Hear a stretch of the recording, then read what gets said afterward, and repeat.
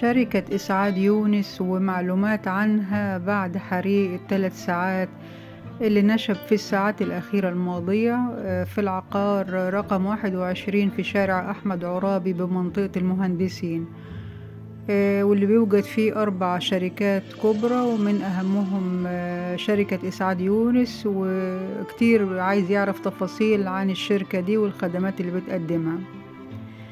أعلنت المعاينة الأولى اللي تم إجراءها من خلال جهات التحقيق أن العقار اللي نشب فيه الحريق هو عبارة عن مقر إداري مساحته تصل ل 800 متر ومكون من 25 طابق وفيه 4 شركات كبيرة، وهم من ضمنهم يعني شركة إسعاد يونس اللي تعرف باسم الشركة العربية للإنتاج السينمائي، وأيضا شركة عز الدخيلة وهي ملك أحمد عز، وشركة دار نهضة مصر، وشركة السويس الخاص بصناعة الزيوت. وتمت السيطرة على الحريق والنيران بشكل كامل وإخمادها من خلال الحماية المدنية، وذلك بدون حدوث أي خسائر في الأرواح.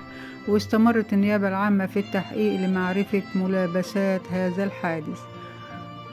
أما عن شركة إسعاد يونس في التقرير التالي. بس أولا حبايبي شرفني اشتراككم في القناة وتفعيل زر الجرس عشان يوصلكم كل جديد، ونكمل حبايبي.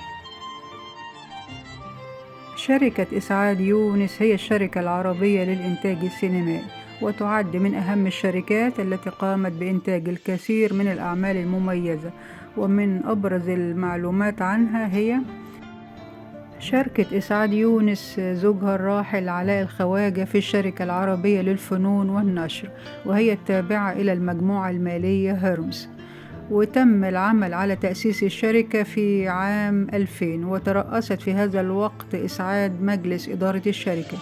وأيضا قبلت الفنانة رئاسة الشركة، وذلك لأنها لديها الكثير من الطموحات وهي لا تريد أبدا أن تتوقف عند التمثيل.